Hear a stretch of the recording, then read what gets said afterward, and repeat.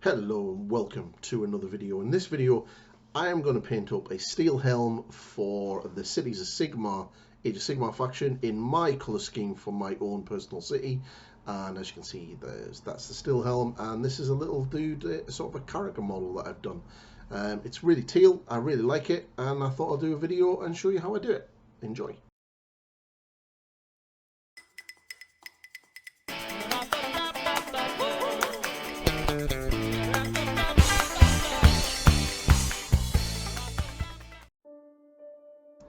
Yay! So I've primed this model back. This is a Steelhelm that I got in my launch box for the Cities of Sigmar, and this is the unit leader for one of the units.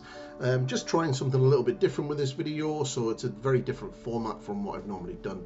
So we're going to use Iron Hand Steel, and we're going to base coat all of the metallic areas with this paint. Yeah, so like I said, this is definitely a very different format from how I normally do my videos, so if you do like it, drop a comment below and give it a thumbs up, and yeah, also give me a sub if you are liking my content. So I'm absolutely loving the Cities of Sigmar miniatures. I'm having a lot of fun painting up my Cavaliers, and I thought I'm gonna have to do my Steelhelms, so I thought, you know what, let's get cracking and jump in and do a video for how I do them. Now this miniature took me about 3.5 hours from start to finish, and this is very much an army painting sort of tutorial. It's very quick, there's a lot of washes, a little bit edge highlighting, nothing really crazy good. So once all that's done, as you can see, I'm going to be working around the back and everything else. So just basically just go around all the model, and the good thing with this is if you're batch painting this, you can do this perfectly well with these miniatures, because the way that they're designed is that all of this sort of different materials are sort of like really well segregated, so you'll know what's armor, what's cloth, what's gold, what isn't, and it's really good. Now I've built all mine with the shields on. If you don't want to, you can paint the shields separately and glue them on in place once you're finished. I just found it easier this way, because some of the shields are quite open and allow you to get into the body quite well. So yep, once you've done that, work all the way around, and then we're going to be moving on to the next paint, which is going to be Retribution Armor, which is a nice gold paint. I do have a paint from Pro Acryl, and it's bright gold, but for this army I'm using the GW gold, so I thought I might as well just stick to that. For the Empress Children, you'll see me use the Pro Acryl. So I'm just working my way around, picking out all of the gold details, and like I said, it's very easy to spot which one's which. I did miss that skull, so later on I'll you know, between base coating the gold, I do come back and paint the skull on the shield silver, and you'll also notice that on the back as well. I forgot to do that, but yeah, super fun to paint. So yeah, just work our way around, get everything base coated in, and then once that's done, we're gonna go in and get this washed, and then, you know, start working on other parts of the miniature. Like I said, 3.5 hours from start to finish for this guy, which is pretty good. And you have like 10 in a unit, so you're looking at, you could probably batch paint these in an evening and get all of the silvers done, all of the golds done, and then all of the cloths done. And you could you know, for gaming wise, you could easily base coat all of the colors that I use, and then literally just come back at a later stage and then work on the highlights and everything else. It's really, really easy. That's, you know, really super easy when it comes to these miniatures.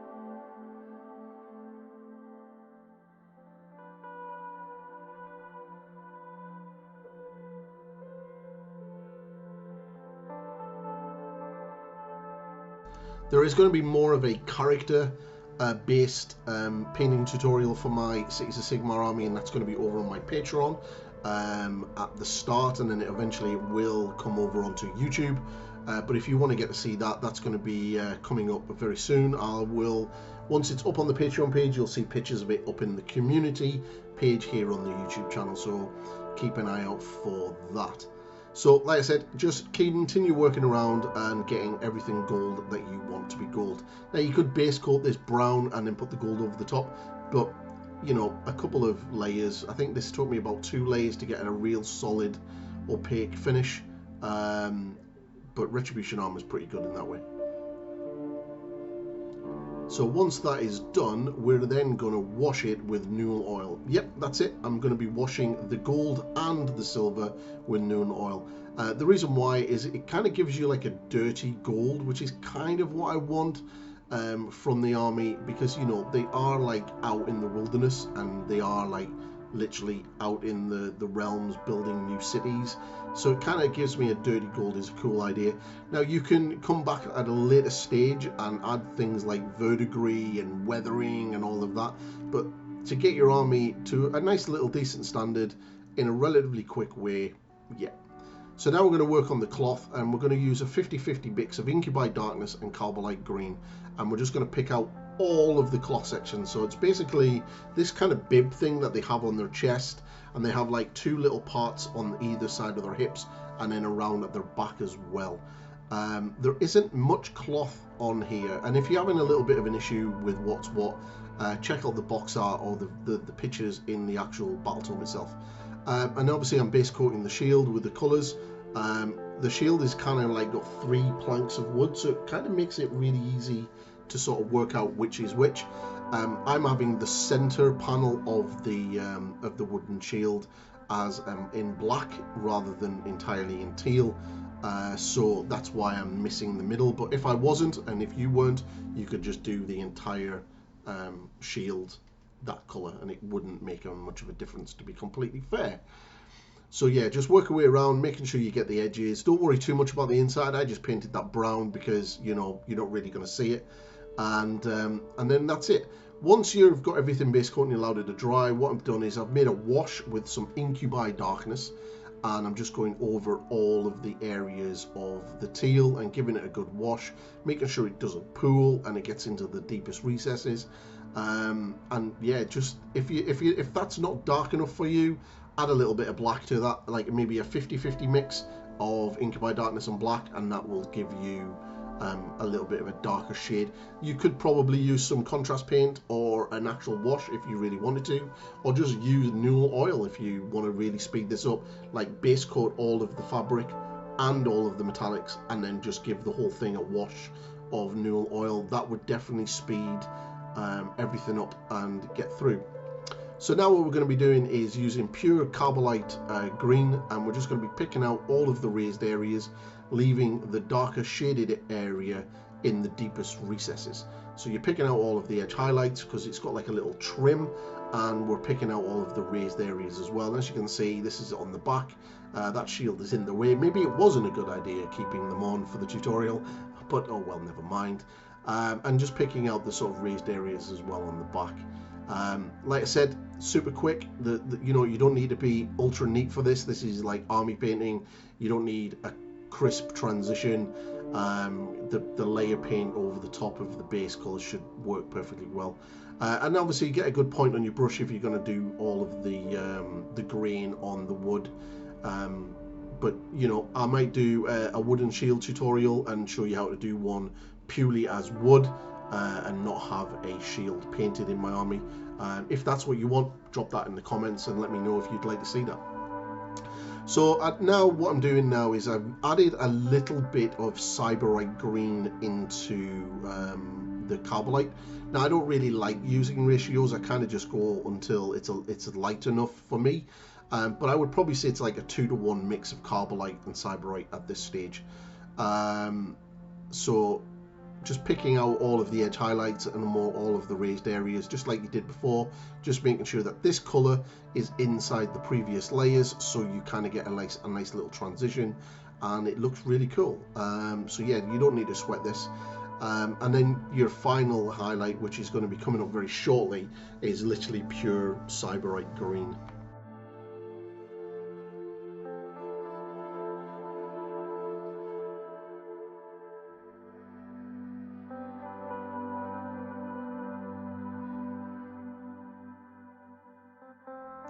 You could push these highlights even more if you really wanted to, but again, like I said, this is pure army painting, so there's no point of going mental, especially on the Steelhelms, because you're going to be painting probably around about 40 of these fellas and ladies.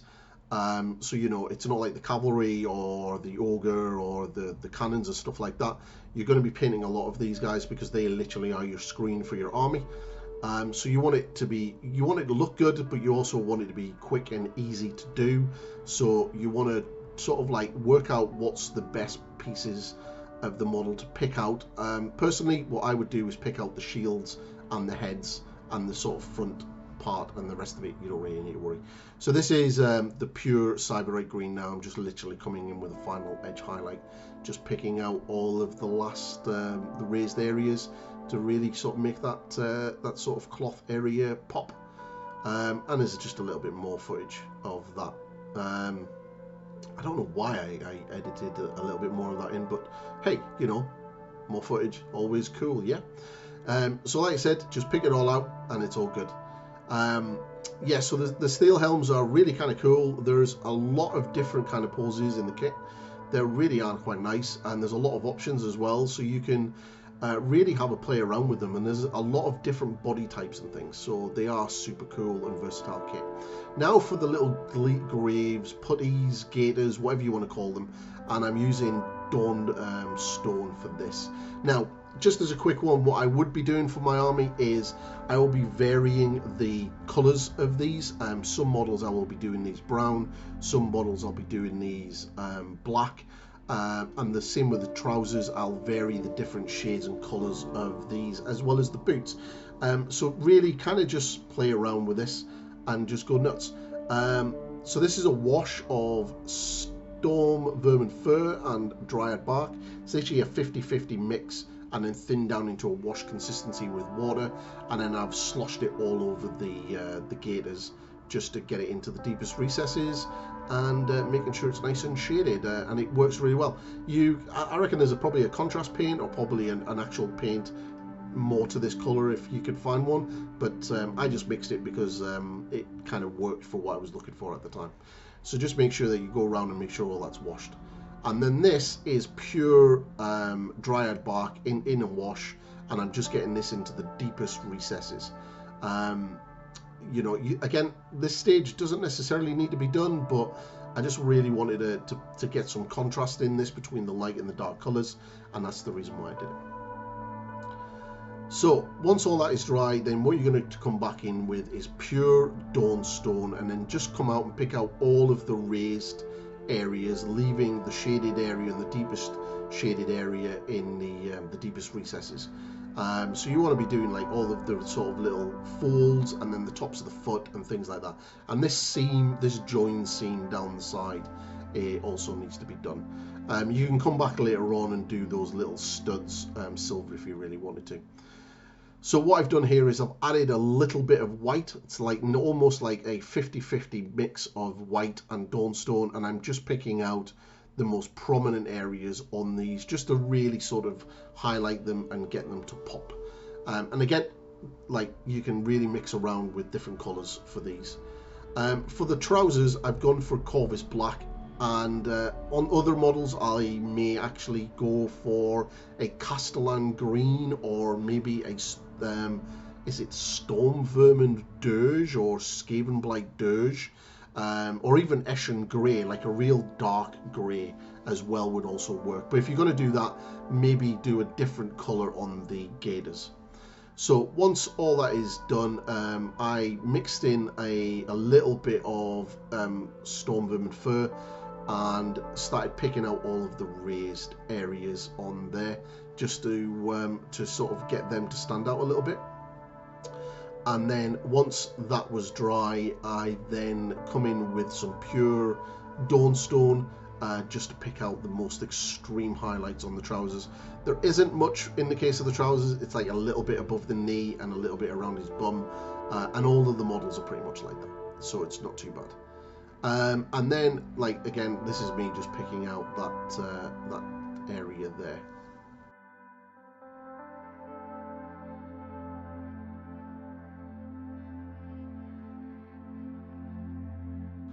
So just make sure that you've picked all that out and it should be good to go. And then for the next stage, I'm going to be starting to work on the face. Now, all I've done here is got Kislev flesh, and I'm going to put this on about 1,000,000 times over a black base coat, because I didn't base coat this white before putting the Kislev on, because I'm mental. Yeah, I haven't also shown the belt and the leathers being painted in this video, because I have a leather tutorial up on the channel already, and if I remember I will tag it. If not, you can search it. I think it's only about a month ago that I have done it, and it's there. So once that's done, and you've got a nice opaque finish, I've got some Doomball brown, and I'm washing the face with Doomball, making sure to get it into the deepest recesses. Now these faces are pretty small, and I'm not really going to be spending a crazy amount of time on them, because like I said, they are they're wearing helmets for a start, so you can barely see them, and this is for an army painting, so I just wanted to get the highlights on so they look half decent, and that's all. For the character models and stuff, I'll be spending a lot longer on those faces. And now once all the wash is dry, now come back in with Kislev flesh and just sort of pick out the raised areas of the face. So you're looking at the nose, the tops of the cheeks, the chin, above the lip, especially for this model because its mouth is wide open, and at some point I pick out the teeth in pure white. I didn't even bother doing the eyes on this model because they're really quite sunken back into the face underneath the rim of the helmet, so you don't really see them. So there's a thing that you can kind of ignore just to speed up time to get these guys finished and on the table. So there you go. I'm just done the teeth there, and I'm just mixed in a little bit of Screamer's skull to the Kislev flesh just to put an extreme highlight on the nose and the cheeks, just to get them to stick out a little bit more than they currently did. And that's really all I did on the faces. There's no real need to go super crazy on them. Maybe a bit of highlighting on the hands, but other than that, you know, try to keep it simple because this is army painting. So now I've got pure silver. I'm using Vallejo silver from the Model Air. This is an amazing silver, and it's my go-to silver. And I'm kind of just picking out all of the silver areas, like just just giving it a highlight, and you'll find that it'll just really make the metallics pop. This, to be completely honest, is something that you don't necessarily need to do if you don't want to. You could quite easily skip this part and it will not diminish the effect. It kind of just makes the metallics stand out a little bit more. And if this is pure army painting for yourself, you don't need to do it. I'm doing it because, yeah, I'm just wanting to keep them a little bit better than the just standard base coating. And for the gold areas, what I've done is I've mixed a 50-50 mix of Retribution armor and the silver, and I'm just coming out and picking out all of the raised areas and all of the edges on the gold, especially around the shield and on the tops of the helmet and stuff like that, just to sort of really make that stand out. Probably once I've got the unit done, I will probably come back and do a little bit of verdigris on it, and just sort of like, you know, get them a little bit weathered and battered a little bit more. But for now, because I've got like 20 of them to paint, and then I'm going to be getting another 20 eventually, maybe another 40, I've got quite a lot of them to paint, so I want to keep this as simple as I can. And then once you've done that, for the final highlight, you just want pure silver and just pick out all of the more prominent raised areas of the gold, and that'll just get the gold area to stand out even more, and it will look cool as hell. I really quite like that shot. I think the Gaiters look on it really quite good, and he's starting to shape up really nicely. So making sure you pick out all of the areas and it's good to go. So finally, it's the bit on the shield where you're going to be putting your decal, and I've used Wraithbone. Now I absolutely hate this paint. It is horrible to use, but it's the best color that I can actually find. Save spending quite a bit of time using Screamer Skull. So I may end up changing this, but this took about 4 layers, thin layers, to get a nice opaque finish. So much for it being a base coat. And then once it's done, I got a little bit of dryad bark and sort of glazed at the bottom of this area. Now bear in mind there is going to be a really big decal on the top of this, so do not worry. I will be doing a video showing how to put decals on and that's when I'll be doing the decal for this miniature. So what I've got is a little bit of thinned down Wraithbone into like a glaze, and I'm kind of just glazing back over that Dryad bark sort of shaded area that I did, sort of just to blend it in a little bit more. The decal that's going on there is really big, so it's going to cover a lot of that area up, so that's not to worry. And then to finish off, I just edge highlight with pure white, and then that's it. Basically I did all of the base usual, and there's a basing video as well up on the channel for basing for beginners. It's pretty much what I did. Used my texture paint, dry brushed it, and then added my static grass. Job done. Nothing, no need to be fancy. And yeah, you'll see this in a minute. So if you really like my content and you enjoy doing what I do, then please give me a subscription, like and comment on this video, and make sure you ring the bell, and I will see you in the next one. I hope you enjoyed it, everybody. Goodbye for now.